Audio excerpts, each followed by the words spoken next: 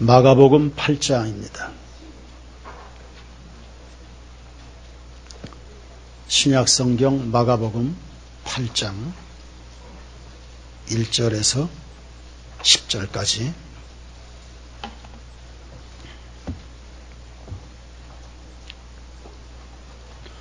마가복음 8장 1절에서 10절까지 제가 봉독합니다. 그 무렵에 또 큰 무리가 있어 먹을 것이 없는지라 예수께서 제자들을 불러 이르시되 내가 무리를 불쌍히 여기노라. 그들이 나와 함께 있은지 이미 사흘이 지났으나 먹을 것이 없도다. 만일 내가 그들을 굶겨 집으로 보내면 길에서 기진하리라. 그 중에는 멀리서 온 사람들도 있느니라. 제자들이 대답하되 이 광야 어디서 떡을 얻어 이 사람들로 배부르게 할 수 있으리이까? 예수께서 물으시되 너희에게 떡 몇 개가 있느냐? 이르되 7이로소이다 하거늘 예수께서 무리를 명하여 땅에 앉게 하시고 떡 7개를 가지사 축사하시고 떼어 제자들에게 주어 나누어 주게 하시니 제자들이 무리에게 나누어 주더라. 또 작은 생선 2마리가 있는지라 이에 축복하시고 명하사 이것도 나누어 주게 하시니 배불리 먹고 남은 조가 7광주를 거두었으며 사람은 약 4,000명이었더라. 예수께서 그들을 흩어보내시고 곧 제자들과 함께 배에 오르사 달마누다 지방으로 가시니라. 아멘. 예수님이 광야에서 4,000명을 먹이셨습니다. 일컬어 칠병이어 사건이라고 합니다. 6장 30절 이하에는 오병이어 기적이 나오죠. 내용은 비슷하지만 별개의 사건입니다. 18절을 한번 보십시오. 18절. 예수님의 가르치심 중에 오병이어와 칠병이어 사건이 별개 사건인 것을 직접 설명해 주셨습니다. 18절. 너희가 눈이 있어도 보지 못하며 귀가 있어도 듣지 못하느냐? 또 기억하지 못하느냐? 내가 떡 몇 개요? 5개를 몇 명에게? 5,000명에게 떼어줄 때 조각 얼만큼? 몇 바구니를 거두었더냐? 이르되 12입니다. 이거 무슨 사건이죠? 오병이어 사건입니다. 그리고 20절을 보시면 또 몇 개? 몇 명에게? 조각 몇 광주를 거두었더냐? 이르되 7이니이다. 이건 무슨 사건입니까? 칠병이어입니다. 다르죠. 떡 5개, 5,000명, 12바구니. 떡 7개, 4,000명, 7광주리. 바구니와 광주리도 다른 겁니다. 바구니는 아마 좀 큰 냄비 사이즈에 손으로 들 수 있는 것 정도가 되고, 광주리는 사람이 들어가서 앉을 만큼 굉장히 큰 그 항아리 사이즈의 그것을 광주리라고 합니다. 바울이 복음 전하다가 루스드라 성에서 탈출할 때 광주리를 타고 내려왔습니다. 그 광주리입니다. 이게 다른 사건입니다. 이 칠병이어가 일어난 장소는 데가볼리 지역인데 이방인들이 많이 거주했습니다. 예수님이 이곳에서 말씀 전하실 때 4,000명이나 운집했습니다. 인구가 많지 않았던 그 시절에 4,000명이 그것도 광야에 모였다. 굉장한 인원이 모인 겁니다. 모인 이유는 말씀 듣기 위해서고 모인 기간은 3일간입니다. 연속 부흥 집회였습니다. 말씀에 갈급한 사람들이 있는 곳에 하나님의 역사가 일어난다. 오늘 우리의 예배 가운데도 이 은혜가, 채워지는 은혜가 있기를 축원합니다. 시편 107편 9절에 그가 사모하는 영혼에게 만족을 주시고 줄인 영혼에게 좋은 것으로 채워주신다 했습니다. 그 약속을 믿고 예배하는 겁니다. 낯선 이방 지역에 어떻게 이런 많은 사람이 모였을까? 2가지 배경이 있습니다. 하나는 5장 19절과 20절에 보시면 예수님이 거라사인 지방에서 군대 귀신 들린 자를 고쳐주십니다. 이 거라사인 지역, 다 이 데가볼리 지역입니다.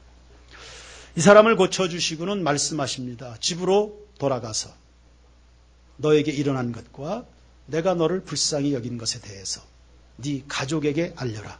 이렇게 당부해서 보냈는데 이 사람이 자기 가족들뿐이 아니라 동네방네 다니면서 데가볼리 지역에 두루 전파했습니다. 두 번째 배경은 7장 36절입니다. 오늘 본문의 바로 앞에 사건이죠. 에바다 사건입니다. 예수님이 말 못하고 듣지 못하던 병자를 치유해 주셨습니다. 그랬을 때 보십시오. 36절 어떤 반응들이 있었는지. 예수께서 그들에게 경고하사 아무에게도 이르지 말라 하시되 경고하실수록 그들이 더욱 널리 어떻게 해요? 전파했다. 37절 다 같이 사람들이 심히 놀라 이르되 그가 모든 것을 잘하였도다. 못 듣는 사람도 듣게 하고 말 못하는 사람도 말하게 한다 하니라. 아멘. 결국 이 광야에 4,000명의 사람들이 모이게 된 것은 그 이유가 뭡니까? 누군가 알려준 사람들이 있었다. 누군가 전파하는 사람들이 있었다. 누군가 말해주는 사람이 있었다. 많은 사람이 아니었습니다. 그냥 은혜 받은 두 사람이 촉매가 돼서 지역 일대가 들썩인 겁니다. 그리고 이 두 명이 특별한 훈련을 받은 사람들입니까? 제자 훈련 받았나요? 아니면 깊이 있는 성경 공부를 했습니까? 아니면 폭넓은 율법의 지식을 가지고 있었겠습니까? 아닙니다. 그냥 방금 전에 살아계신 예수를 만난 것뿐입니다. 본인들이 보고 듣고 경험한 것을 그냥 말했을 뿐입니다. 기회가 있을 때마다, 때를 얻든지 못 얻든지 기회 있을 때마다 주님이 나에게 이렇게 하셨다고. 그래서 우리 가정이 새로운 광명을 찾았다고 이야기한 겁니다. 그것이 4,000명의 영혼을 모은 동력이 됐습니다.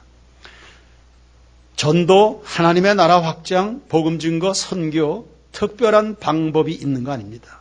여러분, 사실 우리가 아시다시피 전도에 특별한 방법이 있는 겁니까? 며칠 전 우영순 권사님과 통화를 했는데 그 우산동의 아들 목사님과 교회를 개척해서 열심히 하고 계십니다. 그런데 전도하는 게 너무 어렵다.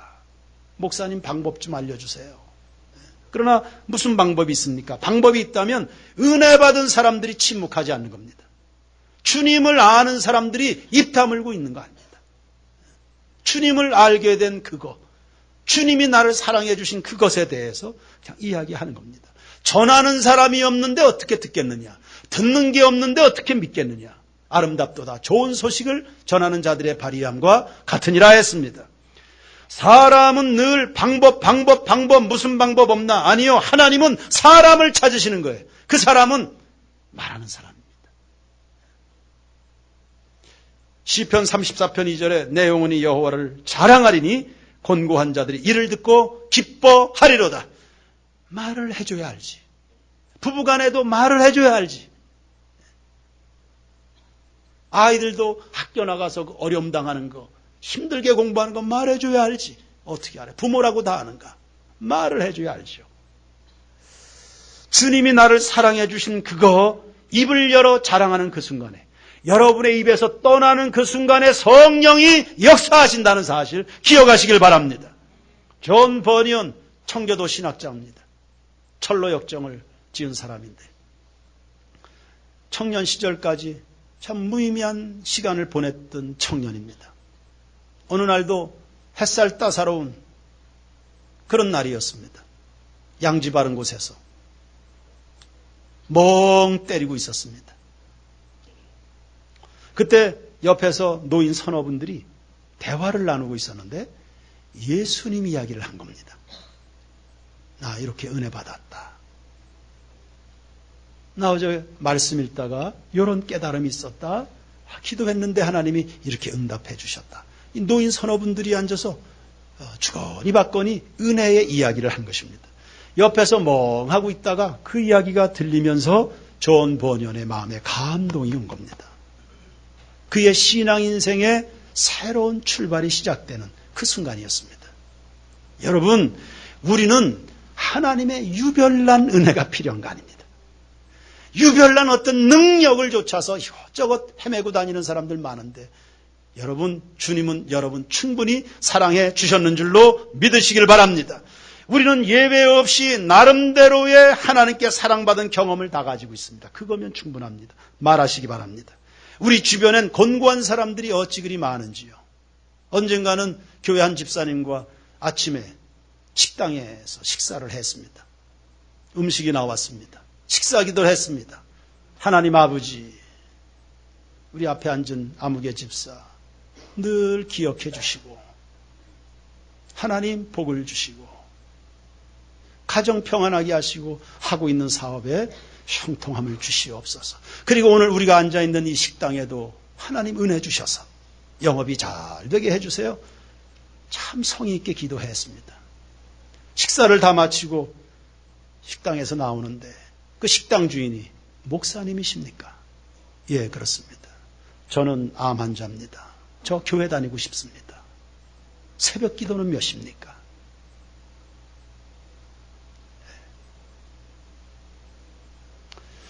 우리 주변에는 오늘의 나처럼 여러분처럼 구원이 필요한 사람들이요.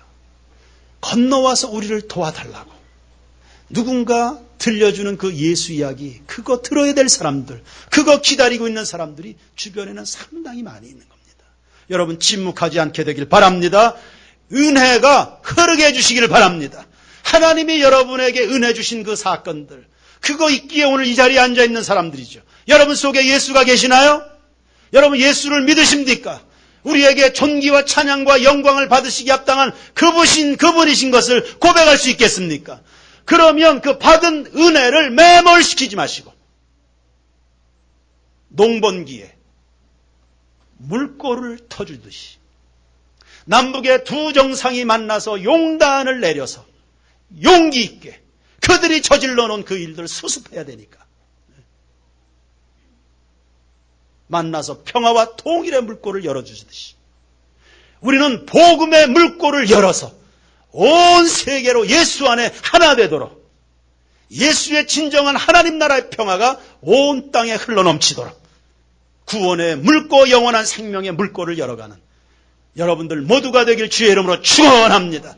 여러분의 가슴에 있는 그 기억들을 끄집어내시는 겁니다. 말하는 순간부터 주님이 역사하실 겁니다. 주님은 오늘도 은혜의 이야기를 말하는 사람을 쓰셔서 세상에 희망이 되게 하십니다.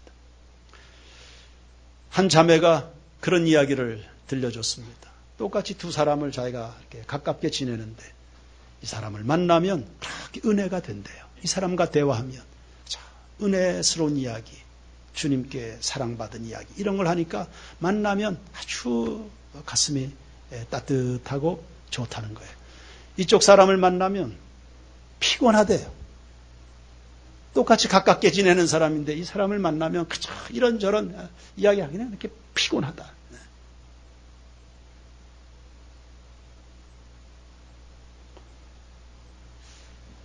여러분의 마음속에 임한 주님의 은혜가 있겠지요. 그거 흘려보내시길 바랍니다. 파장입니다. 운동력이 있습니다. 예수 그리스도의 복음의 이야기는 운동력이 있어서 온 세상에 놀라운 일들을 일으킬 겁니다. 여러분의 입에서부터 시작이 될 겁니다. 그 은혜가 가정을 움직일 수 있게 되기를 축원합니다. 두 번째, 예수님은 내 사정을 잘 아십니다. 2절과 3절을 보십시오. 내가 무리를 어떻게 여겨요? 불쌍히 여겼느라. 그들이 나와 함께 있은지 이미 사흘이 지났으나 먹을 것이 없도다. 만일 내가 그들을 굶겨 집으로 보내면 길에서 기진하리라. 그 중에는 멀리서 온 사람들도 있느니라. 예수님은 다 알고 계시네요. 그들이 지금 나하고 3일간 있었다는 것도 알고 그들 수중에 먹을 것이 없다는 것도 알고 그냥 갔다가는 기진하겠구나도 알고 이 사람들 중에서는 멀리서 온 사람, 멀리서 온 것도 다 알고 계시다. 저기 멀리 우천에서부터 이 세인교회까지 오는 성도도 알고 있고 저 멀리 귀례에서부터 저 고개를 넘어서 시간 하나님 앞에 예배드리러 오는 성도들도 알고 있고 코앞인데 늘 지각하는 성도도 알고 있고 주님은 다 이렇게 알고 계세요. 주님은 내 사정 아시죠? 사람들은 잘 모릅니다. 알 것 같은데 막상 부딪히면 잘 모릅니다. 심지어는 부부간에도 서로의 사정을 잘 모릅니다. 오죽하면 자식들하고도 관계가 먹먹해지겠습니까? 알 것 같은데, 알아줄 것 같은데 잘 모른다. 예수님은 벌써 이 무리들에 대한 생각이 아주 많으셨어요. 그런데 제자들은 4절 보니까 이 광야 어디서 떡을 얻을 수 있습니까? 예수님은 이 사람들에 대한 마음이 있는데 제자들은 그냥 떡 계산만 하는 거예요. 떡. 이거 얼마가 필요하겠다. 힘들겠다. 이건 안 되겠다. 여러분, 이런 차이는 어디에서 오는 겁니까? 바로 2절이 해답입니다. 예수님은 무리들을 어떻게 여기셨다 그랬어요? 그래서 아프리카에서는 그 사랑이라는 단어를 그렇게 해석합니다. 당신이 보입니다. 이런 뜻입니다. 불쌍히 여기기 시작하면 그 사람이 보이는 겁니다. 근데 그런 마음 없이 그냥 이렇게 보면 힘들고 괴롭고 어둡고 안 되겠고 뭐 이런 것들로 결론이 내려집니다. 당신이 보입니다. 이게 사랑입니다. 남편 흉을 엄청나게 봤던 그 여집사님이 있습니다. 만나면 남편 흉을 얼마나 보는지 몇 년 지나선 바뀌더라고요. 어느 날 남편 잠자고 있는 모습을 보면서 불쌍하게 느껴진 겁니다. 남편이. 그때부터는 남편 흉 안 보더라. 그때 남편 흉 막 볼 때 제가 맞장구 쳤어 봐요. 큰일 날 뻔했다.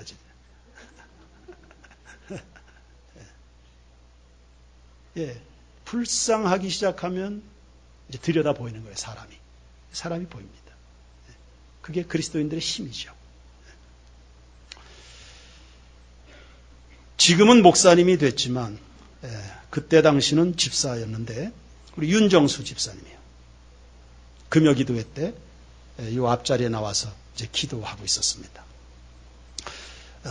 이제 말씀 전하고 공적인 기도하고 이제 개인 기도 시간이 됐는데 제 마음에 문득 저 집사님을 위해서 오늘 좀 기도해 주면 좋겠다. 이런 마음이 제 속에 일어났습니다. 그래서 제가 가서 머리에 손 얹고 안수하고 기도했죠. 하나님, 이 아들 아시지요? 하나님 은혜를 주세요. 마음을 다스려 주시고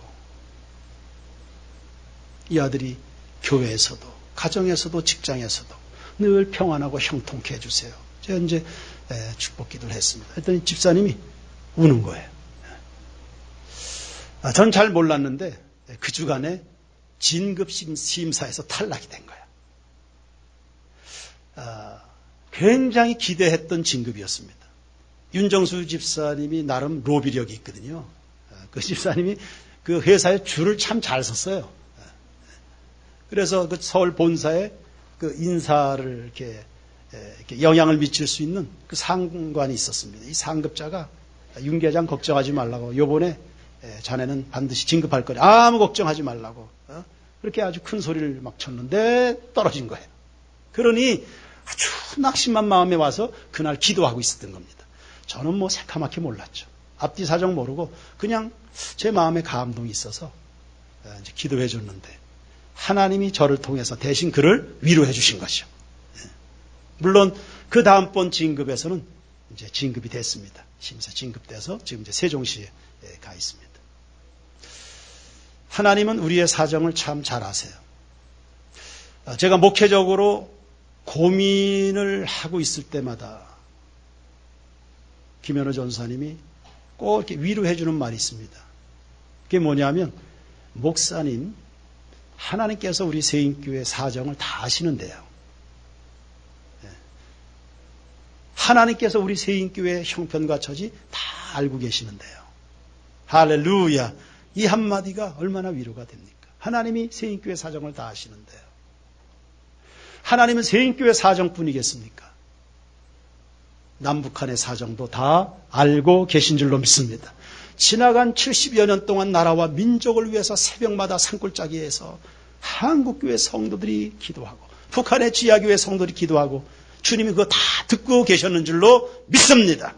한국교회 지금 이 시점에 무엇이 필요한가? 북한 땅에 지금 무엇이 필요한가? 형편을 다 아시는 하나님께서 부족함이 없도록 우리 민족을 이끌어 가실 줄로 믿습니다. 하나님은 여러분의 사정도 그와 같이 알고 계십니다. 그런데 사정만 아시는 게 아닙니다. 너희 중에 떡이 몇 개나 있느냐? 무슨 뜻입니까? 주님이 그 문제를 해결할 방법을 그분이 먼저 나서서 방법을 강구하신다는 거예요. 그분이 먼저 일하고 계시다. 모든 시선을 주님께 드리고 전능하신 하나님의 얼굴을 구하게 될 때 주님이 일하기 시작하신다. 주님이 사정만 아시는 게 아니에요. 사정만 알고는 돌아서는 분이 아니라 그걸 어떻게 하면 좋을까? 그분이 움직이신다. 그리고 움직이기만 하는 게 아니에요. 실제로 해결을 해주시는 능력 속에 그 문제를 수습해 버리십니다. 6절 말씀해 보시면 무리를 다 땅에 앉게 하시고 그리고는 축사하셨다. 무슨 뜻입니까? 감사하셨다는 뜻입니다. 여러분, 감사가 능력인 줄로 믿습니다.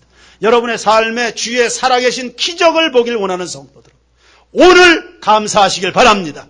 오늘 예배가 감사로 충만한 찬양으로 주의 보좌로 올라갈 수 있게 되기를 축원합니다. 감사하셨어요. 그러더니 무리들이 다 배불리 먹고 7광줄이나 남았다. 우리의 인생의 최우선의 숙제는 그래서 예수님과의 관계입니다.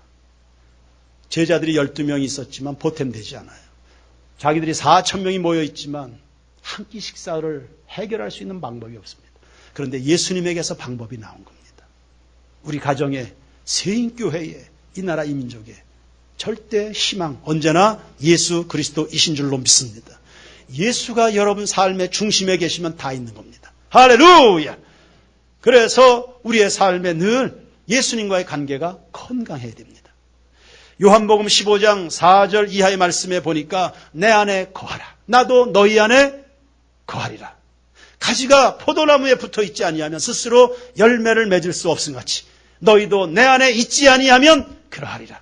나는 포도나무여 너희는 가지라. 그가 내 안에 내가 그 안에 거하면 사람이 열매를 많이 맺나니 나를 떠나서는 너희가 아무것도 할 수 없습니다. 예수님과의 관계가 가장 중요한 삶의 숙제다.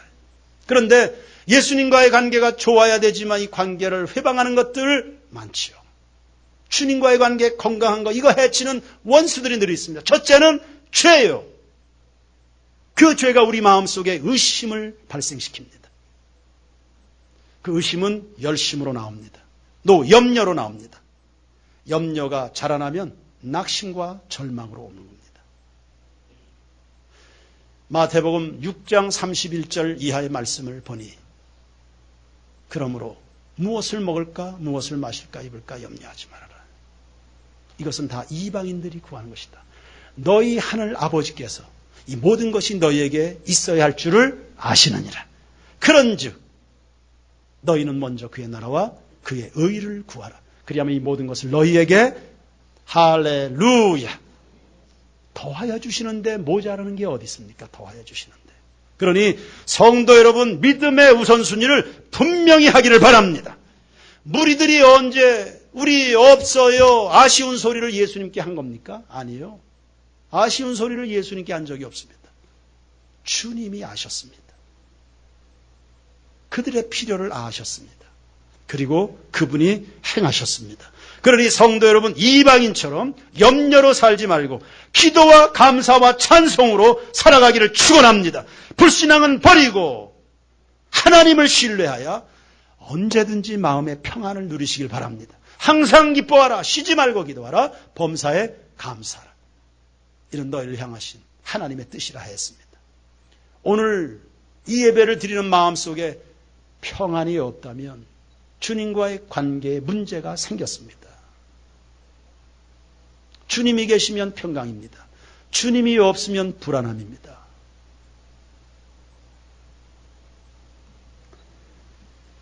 이스라엘 백성들이 광야에서 40년을 여행했습니다.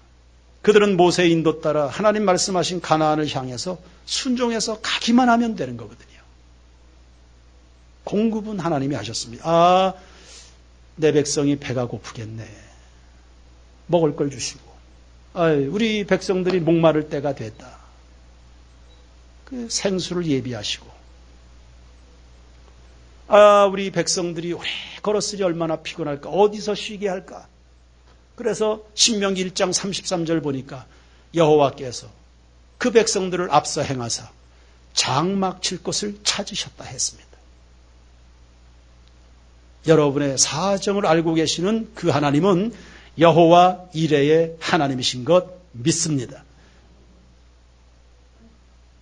여호와는 나의 목자시니 내가 부족함이 없으리로다. 다윗의 그 고백을 받으신 하나님이 오늘은 새인교회 성도들에게 그 고백을 받으셔야 될 줄로 믿습니다. 여호와 이레의 하나님이십니다. 시편 34편 10절에 여호와를 찾는 자는 모든 좋은 것에 부족함이 없으리로다 했습니다. 자, 이제 결론입니다. 그러면 우리가 할 일은 뭡니까? 우리에게 있는 떡 관리를 잘 하십시오. 예수님이 물으셨습니다. 너희에게 떡 몇 개가 있냐? 그랬더니 백성들 가운데서 7개의 떡이 등장했습니다. 수요에 비해서 턱없이 모자랍니다. 그런데 무리들은 그 적은 것을 적다 하지 않고 예수님께 드렸죠. 예수님은 그 적은 것을 적다 하지 아니하고 하나님께 감사했습니다. 제자들은 순종해서 그 적은 것을 적다 하지 아니하고 그 적은 것으로 무리들을 한 사람 한 사람 섬겼습니다. 기적이 일어났습니다. 다 배불리 먹고 남았습니다. 오늘도 예수님이 물으십니다. 너희 중에 있는 게 뭐냐? 보통 일반 사람들은 떡 7개밖에 없습니다. 이걸 가지고 뭐 할 수 있습니까? 일반적인 반응입니다. 일반적인 반응. 우리 새인교회 성도는 이렇게 반응하면 안 된다. 너희에게 몇 개가 있습니까? 너희에게 떡 몇 개가 있냐? 7개인데 주님 기대합니다. 7개지만 주님 하실 일을 기대합니다. 이렇게 반응하는 성도들이 되길 바랍니다. 우린 지금 행복 나눔 축제를 진행하고 있어요. 행복 나눔 축제입니다. 행복을 나누면 축제가 되는 거예요. 온 세상이 다 축제의 장이 되는 것입니다. 오늘 주님의 질문을 이렇게 받으십시오. 오늘 너희 속에 있는 행복이 뭐냐? 오늘 너희 속에 행복이 몇 개가 있냐? 행복의 이유가 몇 가지나 되느냐? 너희들의 행복거리가 오늘 몇 개나 되느냐? 제자들은 떡 7개를 우습게 생각했습니다. 오늘 여러분 속에 있는 행복의 이야기들, 그거 과소평가하지 마시기 바랍니다. 고린도전서 4장 1절에 우리는 그리스도의 비밀을 맡은 자라 했습니다. 그 비밀은 복음입니다. 하나님 나라 이야기입니다. 이 복음은 모든 믿는 자들에게 구원을 주시는 하나님의 능력이 된다 했습니다. 온 세상을 살릴 수 있는 하나님의 능력이라 했습니다. 오늘 이 자리에 행복하지 않은 사람이 있나요? 그럴 수 없습니다. 여러분 속에 예수님이 계시죠? 주님의 은혜 받고 있지요? 기도하면 응답을 받아온 여러분의 삶의 지난 날이죠. 행복하지 않을 수가 없습니다. 예수로 말미암는 행복, 여러분들이 다 가지고 있습니다. 그 행복을 과소평가하지 마시고 이까짓 것 가지고 뭔 이야기거리가 되겠나 그렇게 생각하지 마시고 이야기를 하시기 바랍니다. 나누시기를 바랍니다. 나누는 일에 순종하시기를 바랍니다. 그 행복을 주님께 드리시길 바랍니다. 찬송으로 감사로 존귀와 영광을 하나님께 올려드리고 이웃들을 향해서는 그 이야기를 나누십시오. 가족들과 나누시고 구역 식구들과 나누시고 동료들과 그 이야기를 나누시길 바랍니다. 어제 역사하신 하나님, 오늘 아침에 나와 함께 하신 하나님의 이야기를 나누시기 바랍니다. 학생들에게 나누시고 자녀들에게 나누시고 곤고한 사람들에게 나누시고 병들어 침상에 누워있는 환자들에게 그 주님의 이야기를 나누시길 바랍니다. 놀라운 지인동이 도시가 들썩이는 복음의 역사가 일어나게 될 겁니다. 여러분이 나누기 시작하면 누군가 배고픈 사람에겐 양식이 될 겁니다. 목마른 사람들에겐 생수가 될 겁니다. 답답한 지경에 있는 사람들에게는 길이 될 겁니다. 어둠 가운데 있는 사람에겐 빛이 될 겁니다. 여러분 속에 간직된 주님의 행복의 이야기, 이번 한 주간에 널리 두루두루 전파해서 원주시 지역에 주의 역사로 말미암아 4,000명의 영혼이 주님을 바라보는 놀라운 일들이 일어나게 되기를 주의 이름으로 축원합니다. 축원합니다. 찬양드립니다.